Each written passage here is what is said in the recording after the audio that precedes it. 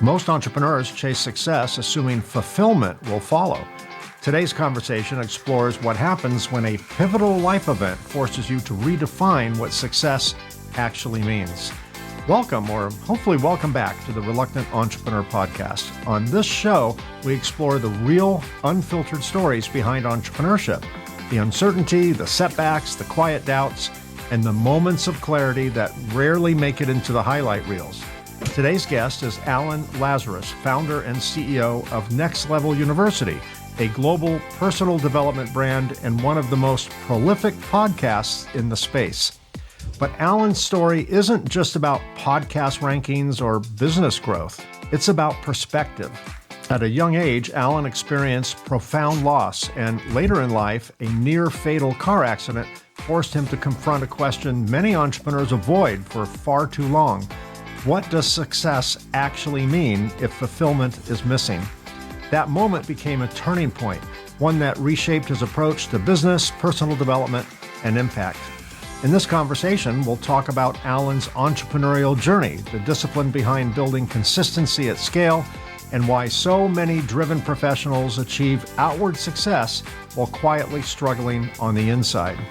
We'll also explore how mindset, self-awareness, and intentional growth play a critical role, not just in business, but in life. If you've ever questioned whether the path you're on is truly aligned with the life you want, this episode will resonate. My conversation with Alan Lazaros begins right now. Stick around.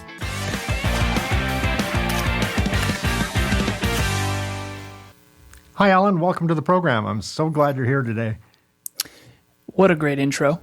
Thank you for having me. I really appreciate it. And I respect and appreciate how well you invest in your platform and how seriously you take this. So thank you for having me. And for anyone listening, I do not take it lightly to be here.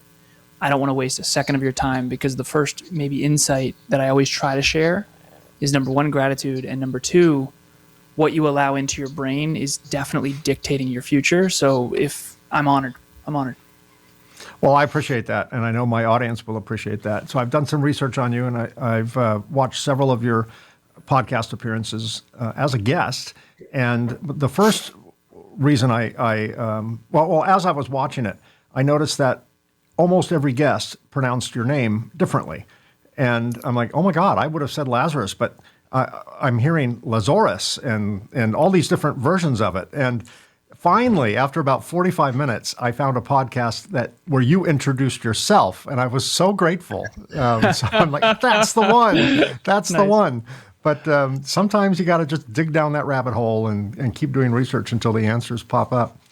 Alan, take us back to the version of yourself before your business journey, the podcast and the clarity. What were you chasing at that point in your life? Yeah, so three things jump off the page in my life. The first one, just to provide context, is when I was 2 years old, my birth father tragically died suddenly in a car accident. And this was 1991. I was almost 3. So I was 2.5. My sister was almost 6. My mom was 31. That was very sudden, very tragic. I had a stepfather from age 3 to 14.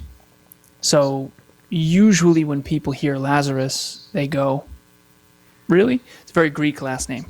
And I don't look Greek at all. Blonde hair, blue-eyed type of thing. So that's my stepfather's last name.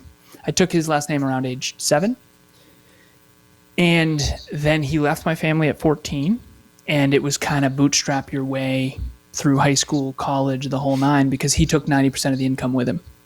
Wow. And we went from boats and ski trips early, sort of 90s, early 2000s, .com bubble stuff, to I get free lunch at school now because our income is so low.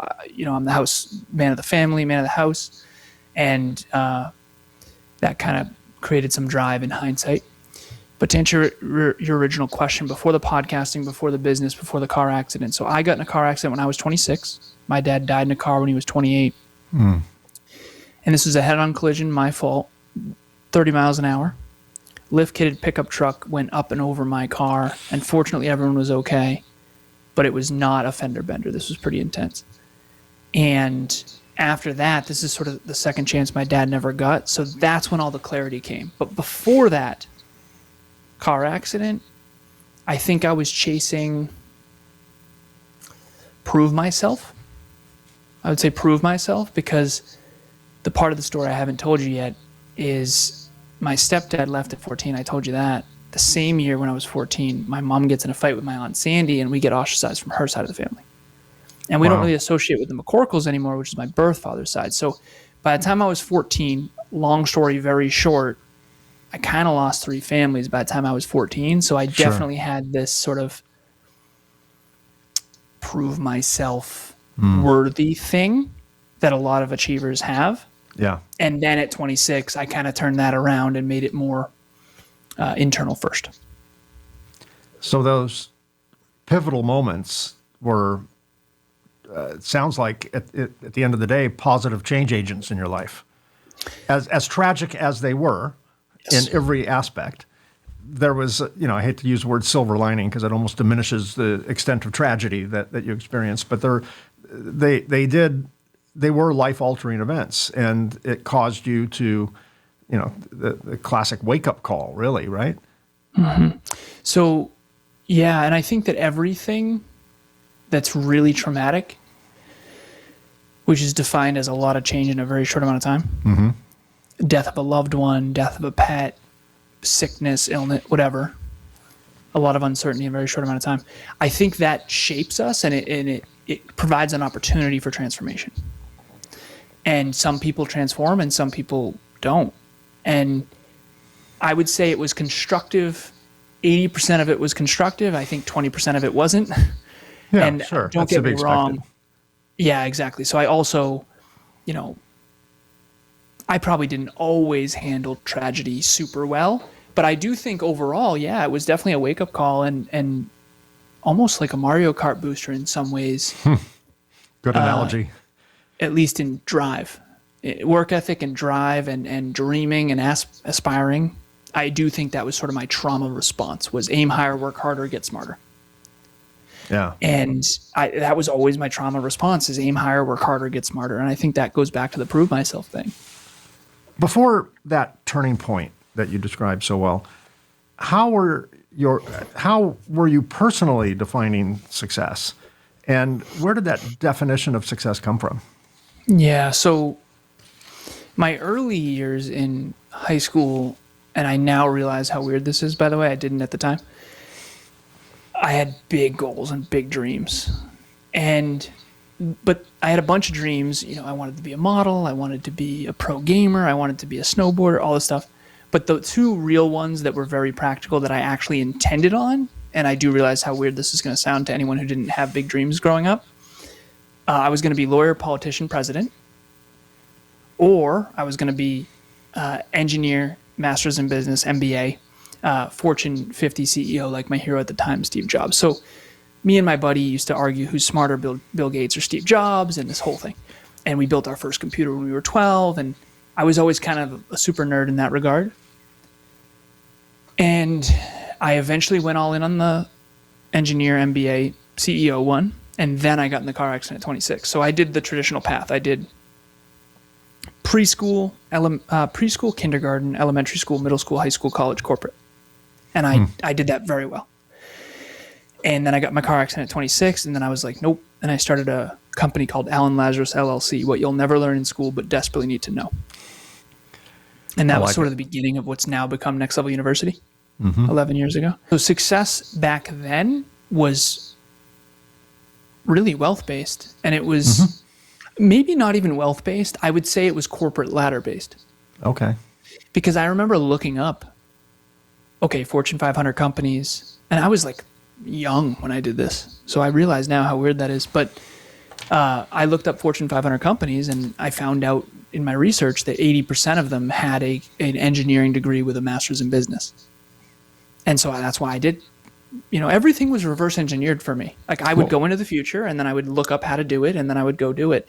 And I now realize that I'm doing that for clients now, reverse engineering. Like what kind of engineering degree did you get?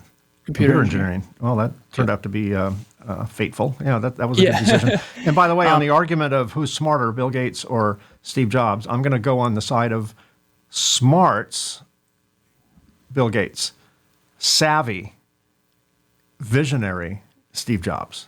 Agreed. Is that a fair? 100%. A fair. Yes, Okay. absolutely. Does your business partner agree? Is he on the other side of the fence?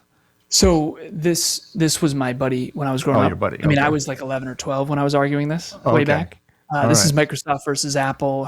His sister had a Mac. Right. But Right. the way I defined success back then was based on sort of the corporate ladder and the sort of American dream, quote unquote. And the way I measure success now is health, wealth, and love. So to be healthier, wealthier, and more in love, and how close I get to reaching my full potential. That's my new measurement. And I don't mean just in one narrow area. I mean, yeah, maybe it's a fortune cookie sort of quote, but I don't think many of us actually do reach our full potential. It can be both. It can be Pollyannish fortune cookie, and it can be real and authentic. Exactly. And it coming from you, it sounds very real and authentic. It doesn't sound very fortune cookie. Nice. Many entrepreneurs delay reflection because momentum feels productive. I'm busy, therefore I'm successful, right? Yeah. How close were you to just staying on autopilot? Just, one of the reactions you had after these tragedies was just, the supercharged Mario Kart kind of thing. Did you go through that feeling like, okay, things are going well because I'm so busy, and was there a seduction to just keep being busy, just to kind of maybe distract from all the feelings and other things that could get in the way? I think in the early days, I never identified as that driven. And it's only in hindsight now that I'm 37 and I've very much rewatched the movie of my own life, I realize how much drive. I had one of my clients, I saw her at a charity event recently, and she said, when I see you, you're like a giant ball of drive. It's the best way I can describe it. And I now realize, having coached hundreds of people from all over the world, like, I think some of us have like a little fire lit and some of us have like the sun. And I remember when I first started doing therapy, I was so concerned I was going to lose my drive. And it actually got way bigger.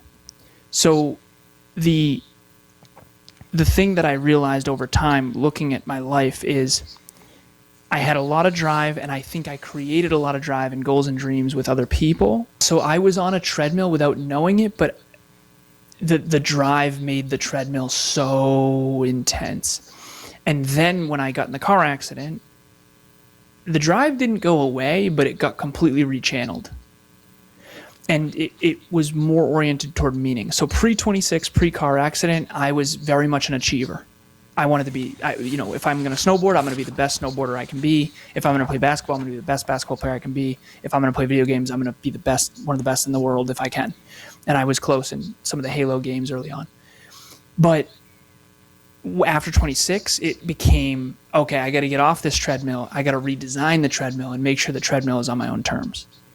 And I realized that I was definitely on more autopilot than I think now. And I was an existentialist. I was definitely someone who questioned existence. I was never a mindless drone on any level. But I do think that the car accident woke me up to not only my own mortality, but to the treadmill that I was on. And I realized that I was not proud of the man I was becoming, not because I was anything bad, but because I wasn't reaching my full potential. So if I can make all this land, for me personally, people are like, well, you got straight A's and you got into one of the best schools and you did so well. And it's like, honestly, I know. On paper, you were successful. Right. But here's the thing, and this is the thing no one talks about, and I'm going to have the courage to do it. For me, that wasn't that hard. And some people are so gifted that things come easy to them. And I would rather be not gifted and give it my all for average results than be gifted, not have to try and rest on talent. And that's the truth, Mike. I put in more work than the average bear, but nowhere near what I was actually capable of. And I feel like most people, when they look themselves in the mirror, they can't authentically say, I'm doing all I can with all I have. And I definitely couldn't. Yeah, I did great. Awesome. Congratulations. But it was nothing compared to what I was capable of. And to me, if you are gifted, and everyone is at something, or in some ways, if you feel gifted, how dare you not use those gifts to their full potential? And I really do feel that way. I feel like it's entitled to just rest on talent. I have one friend that I grew up with that he's so smart, but he's so lazy. And he just doesn't maximize his gifts. So if you want to be grateful for your gifts, you have to develop them and hopefully help the world with them. And that's when the whole world becomes a better place. So I was guilty of that too. But after my car accident, I said, never again am I going to rest on talent. Never again am I not going to put everything I've got into everything I do. And most importantly, be discerning about what I do and don't do. This is going to sound patronizing, and I don't mean it to be, but you are definitely wise beyond your years. You've learned a lot in your 37 years on this planet. Thank you. And you provided the perfect segue to my next question. One of my favorite business books is written by Jim Collins, a book called Good to Great. And he coined a phrase which is often cited now in business circles, that good is the enemy of great. Yes. Looking back, were there early warning signs you ignored because things were just good? They were working? Yes. The books that you just mentioned, Good to Great, but I have all Jim Collins books right over here. And Built to Last and all the others. Yeah. Yes, Built to Last, Beyond Entrepreneurship 2.0, Great by Choice, Built to Last, we already mentioned, How the Mighty Fall. And then I've got Jim Collins library. Yes. Oh, very good. Flywheel. So nice. The Jim Collins, in my opinion, wrote the best business books ever written. They're not anecdotal. They're not to sell books. They're very research heavy. I love them. But I know that's not why you asked me the question. Do you think good is the enemy of great? Yes. Now, here's the thing. Everyone has to figure this out for themselves. Okay? Some people have a burning desire that is so big, that it is so intense that you wake up every morning pulled out of bed to reach your full potential. My business partner, Kevin, says not everybody has that. And that's very clear. It is true. So you got to figure out for you what size you have. Are you going to be the Michael Phelps, Serena Williams level, drive and ambition, best in the world at what you do? And if you are, then yes, good is the enemy to great. And you need to level up. And nobody's going to come save you. Yes, you're not going to be fun at a barbecue. Yes, you're going to have to say no to most things. There's a great book called The Art of Impossible by Stephen Kotler that talks about how to do something that's never been done. And if you want to do that, which is possible, to do something that's never been done, to take the baton farther than it's ever gone, then you're going to have to dial in and do things that seem very weird to other people.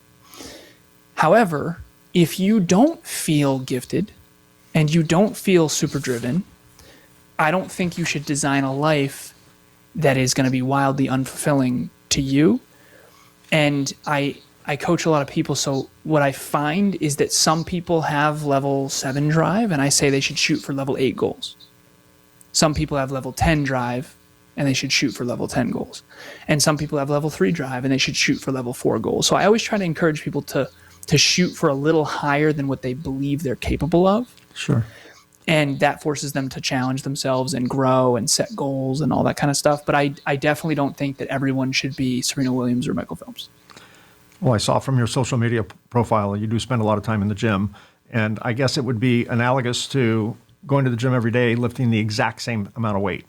You'll maintain, but you won't bulk up. You won't get stronger, right? It's kind of the same thing when it comes to skill sets and other things like that, you have to ski beyond your tips a little bit. You have to lift more than you did before, right? Ski beyond your tips. I haven't heard that one. That's good. Well, it's usually used in a different context when someone is taking on more than they can handle, but the concept is there. What did you have to let go of, if anything, like identity, expectations, or habits to move forward more honestly? Yeah, the law of trade-offs. I think to go to the next level, you have to let go of something at the current level, a person, place, thing, or idea. So I believe in that deeply. What have I had to let go of? Okay, so I used to be deeply passionate about basketball. Doesn't mean I never play. I just don't. I used to be the weekend warrior who would play every weekend and get hurt, and then it would ruin my other endeavors, okay? Right. I'm not going to be in the NBA, Alan. It's time to let this go so you can go for what you really want. Video games, I gave those up, even though I was passionate. Snowboarding, I gave that up, even though I was passionate. Now, again, people are like, well, you got to live your life. You love those things. You should still do them. Listen, if you want to be the best on planet Earth at your thing, you're going to have to give up some other things. Olympic athletes, I think, are a great metaphor for this. Olympic athletes are like, okay, Michael Phelps is the most decorated Olympian in history, 27 medals, 23 gold, but they're all swimming. It's not like he also ran. Right. Yeah, It's not and pole so you're not vaulting going to be marathoning exactly, and all that. Yeah. right. So at the end of the day, you have a choice. All of us do. If you want to get to level 10, the top of Mount Everest, metaphorically, you're going to have to give up everything that's 9 and below. And you're going to have to give up a lot to get there. And so I've had to give up a lot. And persons, places, things, and ideas, it's mostly persons. So I grew up around a lot of people who didn't have big goals and dreams. I playfully refer to it as the boulevard of broken dreams, playfully. And the truth is, I love those people deeply, probably more than I want to admit. And I knew that I had to sail away to achieve my dreams. Because that, to me, that's been the most painful part, is I have friends that I grew up with that I adore as a human being, but are wildly not good peers when it comes to achievement and goals and dreams. And if they want to stay at base camp 1 while I go to base camp 2, 3, 4, 5, like, then that's fine. And the relationship is not sustainable when you try to drag someone up a mountain they don't want to climb. And I did that for too many years. And so that's, for me, it's mostly the hardest part was giving up quality time with people who are not on this similar journey. Yeah. I guess there's a difference between a Sherpa who helps guide and someone at the top pulling a rope, dragging the person up the mountain, right? You can't be the latter. You talk a lot about discipline. There's a fine line between healthy discipline and destructive obsession. How do you distinguish the two? Yeah, I think it's the thing. So I think obsession is a good word, but I think it can be terrible if it's the wrong thing. Yeah. So if you're obsessed with alcohol, bad. Yeah. Destructive. So for me, if you're obsessed with fitness, assuming you don't like, obviously we've seen people have heart attacks, too many steroids, all kinds. Assuming you do it in a virtuous, holistic, longevity way, I think being obsessive can actually be a really good thing. I think some of the best people at their craft are actually pretty obsessive. I'm definitely obsessive. But what I would say is if you are obsessive, you have to be very discerning. Because for me, if I play video games, I'm going to play video games every day. And I know that about myself, so that's self-awareness. So I have to not play video games. Some people can play video games for an hour, 1 time a week, and that's enough for them. I tend to be very intense and very obsessive, so I have to be very choosy with what I do. And it all depends on your temperament. My beautiful girlfriend and future wife is that way too. We've exercised every day since March 1st of 2022. I was actually excited to share this when I first started doing it. Now I'm reluctant because people probably think I'm lying. I have it up here, 1,414 days in a row, coming up on 4 years. So 1,414 days we've exercised every day. That is discipline for sure. So people think I'm obsessive. People think it's negative. And one of the things I would say is it would be negative for you. And I'm going to tell this brief story to answer your question. I was on a podcast with a woman named Deborah once, and I like Deborah as a person, but she said, I basically in the interview somewhere along the line, she asked me a question where I said, well, the truth of the matter is I haven't actually taken a full day off in 11 years. At the time, I think it was 10 years. And she said, oh my God, Alan, that's so bad for you. And I said, no, Deborah, that's bad for you. I'm not telling you to live like I do. As a matter of fact, I don't think people should. Sometimes it's an hour a day. Sometimes it's 16 hours. It's usually somewhere in the middle. I have a very meticulously designed life, and I don't want to not do my passion and my purpose. Okay, I want to work every day because it's meaningful for me. That doesn't mean it's all day every day, okay? But my point is, obsession is good if channeled in the right direction with the right things and in the right amount for the right person. Everyone thinks Tom Brady is obsessive, but that's who he is, and that's okay. Everyone thought Kobe Bryant was obsessive, but that's who he is, and that's okay. Everyone thinks I'm obsessive. That's who I am, and trust me, the people who are like me know that they're not going to fit in anywhere. That's why they put on a show at the barbecue, and then they get back to work when they're alone. So at the end of the day, you have to figure out for you what level of obsession and what to choose. And just remember, you're competing with people like Tom Brady when you get to the top of the game, and people like Tom Brady and Tony Robbins and Oprah Winfrey and Michael Phelps and Serena Williams and Taylor Swift. These people never miss. They never miss. And I'm telling you, I've met them, not all of them, but I've met people who never miss. And I decided very young that I would be the best in the world at what I do. Okay? That falls right into that good to great philosophy that Jim Collins preaches. The companies that have done the best in their space against identical companies that made pretty much identical products were the best at what they did, and they got rid of all also-rans, right? They don't do something just because their competitor does, and they can do it too, just as good. They have to be the best in the world at it. Talk about obsession and discipline and passion. That goes with entrepreneurship. If you're an entrepreneur, you have a obsessive compulsive nature to you, right? We are on a spectrum somewhere. I'm sure that in some future edition of the DSM, there will be an entrepreneur section, right? That that gives us a space on a spectrum, because we're all there. People who think that they can defy the odds of 80% of all startups ultimately failing have to think different, right? And that can go for us when it's channeled correctly, as you're saying, and it can totally cause us to fail. It's the obsession and the passion and the compulsion is both our propeller and our anchor, all in one. And it's important to be able to channel that and to understand how much is too much, how much is just right, and be able to channel it in a productive, healthy, holistic method, as opposed to one that allows us to avoid things we don't want to see. And that's one thing that an obsessive personality gives you. It can mask out things you don't want to see, because you're just like, I don't have time to do this. I'm just going to hang at the gym an extra few hours, or fish for an extra few hours, or skydive for an extra few hours. And I'm so busy doing that, I'm not dealing with what I really need to deal with, right? In my business or in my personal life. How can entrepreneurs? Go ahead. Sorry to interrupt you. I wanted to share this because you said the obsessive compulsive thing. I call it OCE. Obsessive compulsive excellence. Yeah, I like that. And at the end of the day, I think that a lot of people villainize it, but then they go to Taylor Swift's concerts, right? So why are we villainizing Bezos and then still shopping at Amazon? And again, at the end of the day, I'm not saying he's perfect. I'm not saying I'm even a fan. What I am saying is, if you do want to do something that's never been done in human history, you're going to have to be a little obsessive. Yeah. And that you have to be willing to be misunderstood. That was the hardest part for me.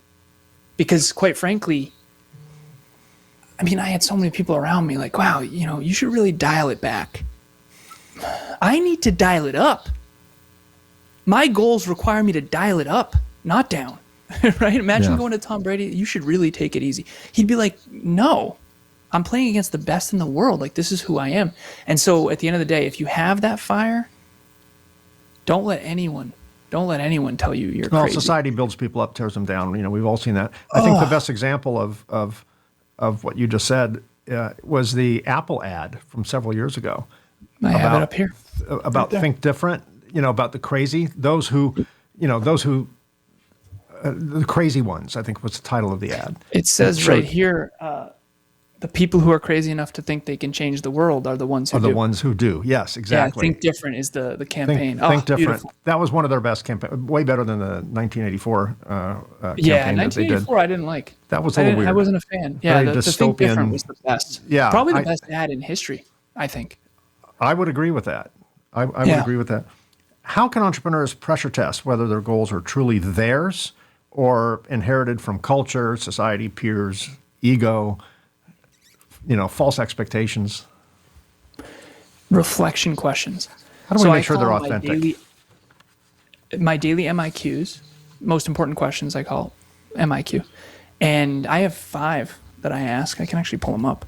But at the end of the day, don't take mine, use yours. Like, how do you pressure test whether or not you're in alignment?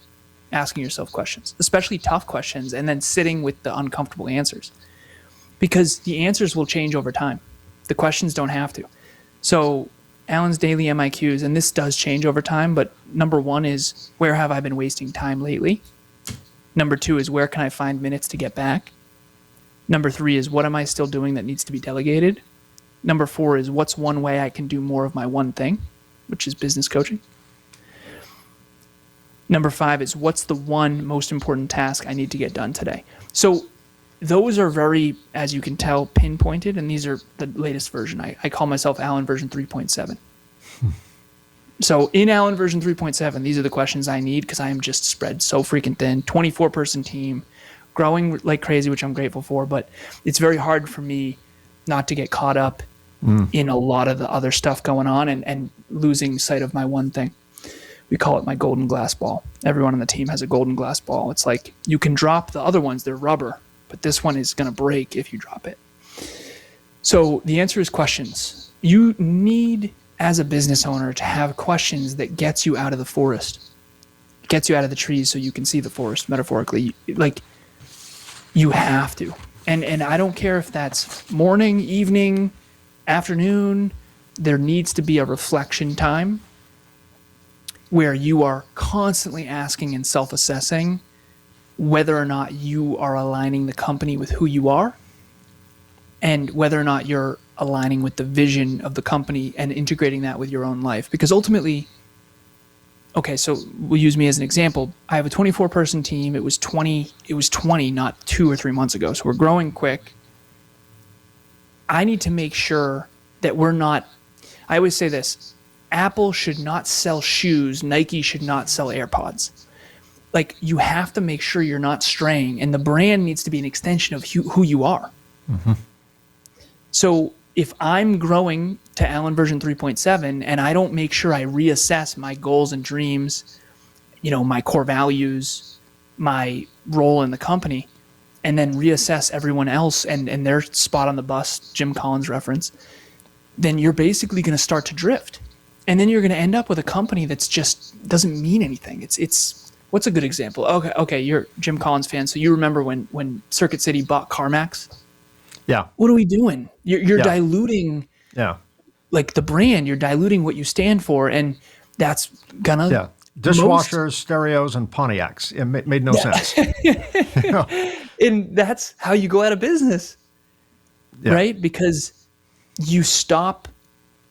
You don't have a theme or a through line anymore. It's AirPods and iPod and iPhone and iMac. It's iPad. It's all in alignment. It's a whole ecosystem, a very defined pond that they swim in. And they're the big shark in their pond. If they start to go into other bodies of water, they're going to be the proverbial fish out of water. They're just going to be an also-ran and sink to a level of non-spectacularity. That's just 100%. And it's going to dilute their effort. It's going to distract them.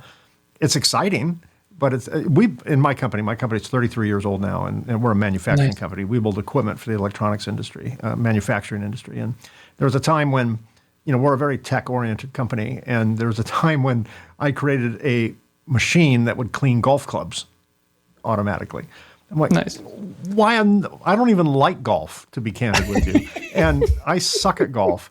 The only redeeming thing I get with golf. Or you sell the patent. Yeah. The only redeeming thing about golf is, sitting on the golf cart, smoking a cigar, waiting for the cart girl to come by and getting a drink. That to me, that is, or going into the clubhouse at the turn and not getting back on the cart again. That's my version of golf. But I'm not a fan either, Mike, but I get your point. Yeah. Yeah. So, but it did teach me to swear even more than business did. So that, I guess, there was something good about golf. You talk about asking questions. For someone early in their entrepreneurial journey, what questions should they be asking now before a pivotal moment that forces them to ask those questions? What would your advice be on that? Yeah, number one is, what's my primary skill? A better question would be, what's my primary skill really?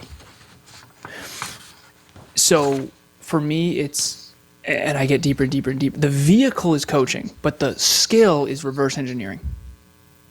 I can help someone set the optimal goal with the optimal timeline, and then reverse engineer the inputs, outputs, measure, and adjust, and then the knowledge, skills, and attitude that can get them there. And most of the things people want are a byproduct of an actual goal, so you have to factor that in too. But engineering success is my primary skill. I don't call it that because you can't sell that. I'm going to engineer your success. Like, no, I call it business coaching, right? Yeah, sure. People want to grow their revenue. What they need is to dial in and reverse engineer. So number one is, what's your primary skill really? Number two is, what can only I do that I'm kidding myself that I think other people can do too? And that is really, because most things you can delegate, but there's certain things that you really can't. That has been alarming for me. Like, I cannot get anybody else to reverse engineer anything. It's like crazy. Designing systems, it's like nobody does it. I don't understand. But it's because it's my gift. I've been doing that since I was a kid. Bungie.net, 20th in the world. How do I get better? That's your superpower. It's my superpower, right? It's like, why can't anyone else do this, right? But that's what you need to figure out. So what's my primary skill really? What's the one thing I cannot delegate? And if I do, it's going to be atrocious. And the third one is, what's the most valuable use of my time right now? I am always asking that. I think everyone has dominant questions that their mind is always asking, just asking and answering questions. One of my dominant questions is, where am I wasting time? What's the most valuable use of my time right now? And that guides me every day. Because 26, car accident, second chance my dad never got. Listen, I'll do the math for everybody right now. You live to 100. You have 36,500 days. 365 times 100. Everything's math for me. If you only had $36,000, $36,500, and you could never make another dollar, how carefully would you invest that money? We're giving our days away all the time. And we don't realize till we're older what happened. Like, what happened? Most people have massive regrets. Most people do. They don't admit it, and they're certainly not going to tell you that, but they do. There's a book called The Top 5 Regrets of the Dying by Bronnie Ware. She's a woman who worked in hospice in Australia. I met her, and after my 26-year-old car accident, I found this book, and I actually have these tattered flashcards behind me. One of them is The Top 5 Regrets of the Dying. They're all like ripped up now. But the number one regret of the dying is, I wish I had lived a life true to myself, not what others expected of me. She worked in hospice for 8 years with the terminally ill, and they all said, I wish. And she noticed these patterns of regret. Yeah. I'm a very observant engineer, and I size everything up. And I'm telling you, a lot of people really are wildly unfulfilled, and they regret a lot of their poor decisions early on. They just don't admit it.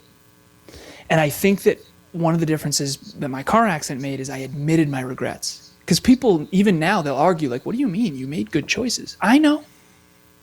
Statistically speaking, whoop-de-doo. I didn't make that good of choices. Certainly not nearly as good as I could have. Now, I'm not saying to live in regret. I'm not saying that I'm not grateful for where I've ended up. I'm saying if you own the fact that you could have made better choices, that gives you the power to do that starting now. Yeah. That's awesome. We're coming up to the top of the hour, so I just want to ask a couple more questions. Tell me more about Next Level University, your business. You have a podcast. I looked at your site today, your YouTube channel today, and you had recently released episode number 2,311. That is, you're up there with Joe Rogan, in terms of volume that you're putting out there. I don't know how you have time to do anything else. But tell me, what's Next Level University all about? What's the podcast about? Yeah, thank you. And I really appreciate it. Next Level University, Next Level U. So I always say, not Next Level Kevin, my co-host, business partner. Not Next Level Alan, Next Level U. So I say the magic is in the middle. It's me, Kevin, and the listener. And every topic we pick has to be meaningful to me, meaningful to Kevin, and meaningful to our listener. And this is the tagline. It's in my email signature. Let's see if I can get it right. Success and personal development in your pocket every day from anywhere on the planet, completely free. That is Next Level University. That's our opening. That's our tagline. That's who we are. Health, wealth, and love. To be healthier, wealthier, and more in love every single day. And really what it is a mentor or a coach in your pocket telling you to get your S together every day. Because Kevin and I both grew up rough. We both grew up without fathers. We both had no generational wealth, no trust fund, no please save me. Like, it was bootstrapped from the get. And we just had a lot of work ethic, a lot of heart, and a great pain tolerance. And we just needed a male role model, and we didn't have one. And we tried. We found coaches and mentors, and most of them let us down. And at the end of the day, we say character over everything. And that's what Next Level University is about. It's next level you, not next level us, next level you. Be the best version of yourself, not in platitudes and fortune cookies, but in real life. And the most important thing, the thing that I like about it most, is we lead by example. Like you mentioned seeing me in the gym. I want to lead by example. I don't want to hear about people yelling into a microphone telling me to get after my dreams and have them not working out. It's really hard for me to see people who talk more than they walk. It's always been a pet peeve. And I grew up with that for sure, with my stepfather and that kind of thing. So at the end of the day, I just want to walk more than I talk, but I'm going to talk too. And that's what Next Level You is about. It's going to help you get around a community of people. I think we have 250 community members in WhatsApp private groups at this point. And it's just next level people, goals and dreams. And when you get proximity, you get motivated and driven, and people are there to support you. And if you get around better people, your whole life will change. And yeah, that's painful for sure, because you're going to have to say goodbye to a lot of people and, face your fears and all that stuff. But I think that that's where it starts, is we try to create a proximity of next level people that want to see you win. We want to see you succeed. We want to see you grow. And that's our priority. That's great. In the about 3 minutes we have left, you mentioned you defined success before you started your entrepreneurial journey as in monetary means, money, which is the most common answer. I ask every guest that. That's the most common before answer. How do you define success now? Yeah, now it's reaching my full potential in life and business. And to be more specific, I think the economic answer is to be the most successful and positively impactful business coach in history.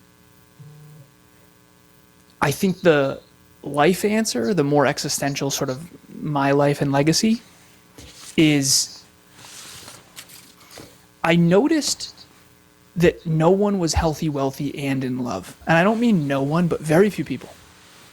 And I figured out the statistics of why that is. If you're top 1% in health, top 1% in love, and top 1% in wealth, you're 1 in a million. The math, you can all do this. You can Google it. Just don't chat GPT it because it gets math wrong. But 1 over 100 times 1 over 100 times 1 over 100 is 1 in a million. It's 1 over 100 to the third power in probability. So your chances of being healthy, wealthy, and in love at the top 1% is 1 in a million. It is 3 full-time jobs. It's brutal, like genuinely. It's like really hard to do, because I had so many mentors that were wealthy, millionaires, 1 billionaire, and I realized they're not that fulfilled. And some of them are, but they're kind of divorced and unhappy a lot of the time, and they're certainly not healthy. And that scared me. I took my health for granted for a time in my past. I'm never doing that again. Health is first. I don't care what anyone says. Health is first. And I'll never put anything above my health. Health is number one, and I will lead by example in that. That's why you see more fitness content than you do business content, even though I'm a business coach. So that's my answer now, is healthy, wealthy, and in love every day for the rest of my life as much as possible, and to really try to lead by example in that, because I found most people are really good in one, have one decent one, and then one really bad one. That's great. So to my audience, if you'd like to get more information on Alan and Kevin's journey into Next Level You, look at the show notes. If you're watching this on YouTube, look down here where it says see more, and their URL will be there. I'll also put a link to their podcast episode site on YouTube as well. If you're listening to this on your favorite podcast app, don't do it while you're driving a car. You don't need a pivotal moment in your life. Wait till you get to a safe destination. Look at the show notes on your podcast app, and that information will be there as well. Alan, thank you so much for being my guest today. You are truly inspirational. And again, at the risk of sounding like an old man, like an old grandfather, 37, a lot of wisdom in 37 years, way more wisdom than I had at 37. You are on a fast track, my friend. So keep up the good work and all the continued success to you. You deserve it. You guys are on the right track. Mike, thank you for having me. I mean that sincerely. I really appreciated this. It was a great conversation. I will come back anytime. And for anyone who listened, I mean, this is the content that the world needs. This is great. Thank you so much for having me. It's an honor. It's a pleasure, genuinely. And you definitely did your research. I appreciate it. Well, my pleasure. I know you have a client to coach. I don't want to get in the way of their success, so I'm going to let you go so you can get on to your coaching job. And thanks again for being my guest. It was a great conversation. Thanks, Alan. Thank you. And that's a wrap. Thanks for joining me on this episode of the Reluctant Entrepreneur Podcast. Here are some final thoughts. Entrepreneurship has a way of rewarding momentum while quietly discouraging reflection. If things are working, we keep going. We measure progress by output, growth, and consistency, often assuming fulfillment will eventually catch up. But as you heard today, that's not always how it works. Sometimes it takes a pivotal moment to force us to pause and ask harder questions, not about how successful we are, but about whether the life we're building actually fits who we're becoming. That moment doesn't arrive on a schedule, and it doesn't ask for permission. The takeaway here isn't to abandon ambition or slow down unnecessarily. It's to stay honest about why you're building what you're building, honest about the costs, and honest about whether your definition of success still holds. If you're in the middle of the grind, this episode is a reminder that discipline without alignment can quietly lead you in the wrong direction, and that real success isn't just about what you achieve, but what you sustain. Thanks for joining me on this episode of The Reluctant Entrepreneur. A special thanks to Alan Lazaros for being my guest on this episode. We've been busy recording future episodes with fascinating guests, like today's guest, so be sure to subscribe and get notified when new episodes drop. And one personal favor, if you're watching this on YouTube, consider giving us a like and subscribe. Those two simple clicks really help us expand our reach. If you're an entrepreneur or know someone who would make a great guest, I'd love to hear from you. Visit reluctantentrepreneur.podcast.com to apply or recommend a guest. You can also reach me directly at mike@reluctantentrepreneur.podcast.com. And a shameless plug, if you're interested in my book, The Reluctant Entrepreneur, Anatomy of a Business Startup from Uncertainty to Unstoppable. It's available in paperback and Kindle on Amazon and as an audiobook on both Audible and Amazon. Thanks again so much for listening or watching. Until next time, be unstoppable. I'll see you again soon.